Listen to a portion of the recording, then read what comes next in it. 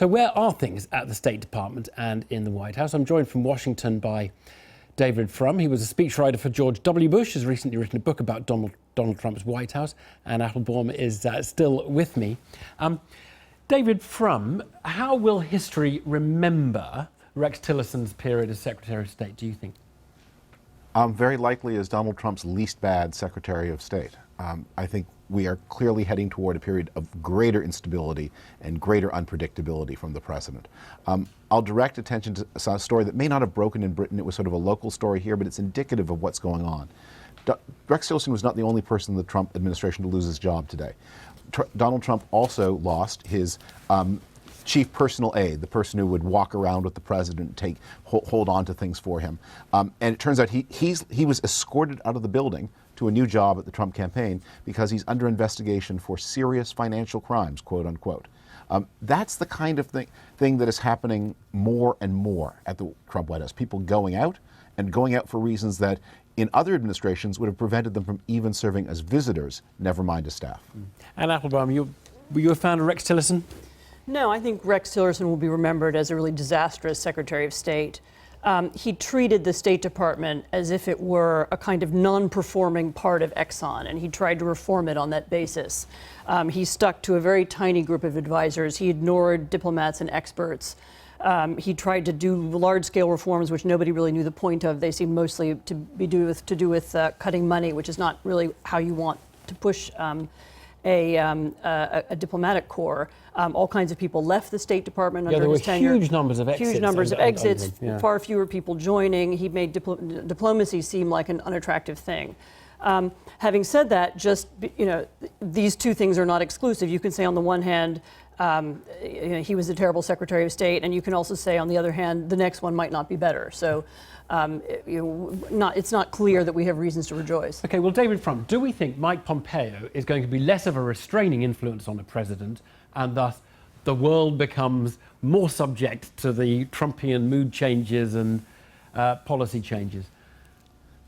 Well, Mike Pompeo, who was a businessman and then a member of Congress, was, as director of the CIA, a much more sensitive reader of the president's personality than Rex Tillerson. He invested much more effort in keeping on Donald Trump's sunny side. So he will bend more to the presidential will than Rex Tillerson.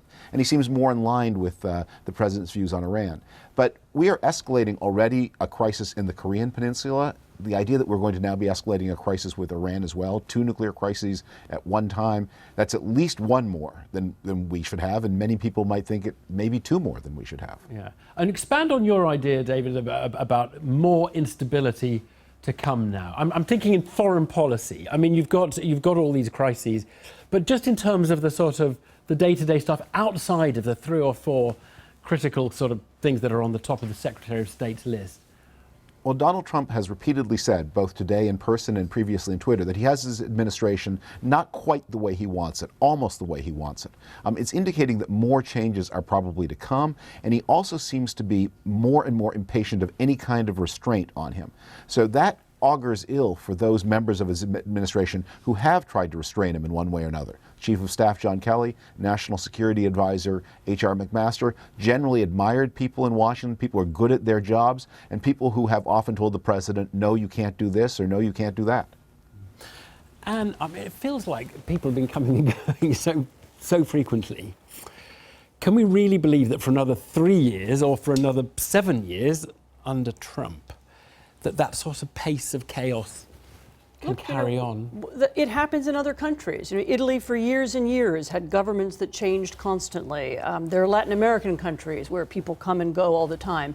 We've got used to thinking of the United States as a stately model where more or less things happen slowly and administrations don't change. And as your program showed, secretaries of state stick around for 4 years. But there's really no reason why we should expect that. I mean, this is a president who wants to hear, he wants people to express his will. When they don't express his will, every president wants them to be aligned with his view, don't they? I mean, but this is a bit more. This is not just aligned with his view. He doesn't want to hear people contradicting him. It seems that what he didn't like about Tillerson was that Tillerson sometimes said, "Well, no, Mr. President, that's not how the way these things are. I see it differently," and he doesn't want that. Mike Pompeo, what we know about him is that what he has been very good at is briefing the president, is aligning his views with those of the president. He's done a couple of things that I think are quite worrisome. One of them is his he actually lied about a CIA report. He said that, it showed that there was no Russian interference of significance in the election, whereas actually the report said the opposite. So we know that he's willing to bend the truth in those ways. David Frum, I don't want to talk much more about Russia, but how much was Russia the issue in the sacking of Rex Tillerson, do you think? We don't really know the answer to that question because we don't know exactly when Rex Tillerson was fired. The president was clearly on his way to this decision. He's been on his way to it for a while. The chief of staff, John Kelly, it has been said to reporters that he had indicated to Tillerson on Friday, be braced for bad news. But the actual action of firing him happened today, the day after Rex Tillerson agreed with Britain, gave support to Britain, in a way that is much more full-throated than the president has yet done. The president has not yet agreed that Theresa May was correct in what she said to the House of Commons. And what is so shocking about that is in any normal administration that the United States and Britain would have worked out their statements in advance. There would have been a private agreement before either country made a public statement on a matter so serious. Instead, Donald Trump has undercut Theresa May after she's taken a public position. That's really troubling, and I'm sure it troubled Rex Tillerson. David Frum and Applebaum, thank you both.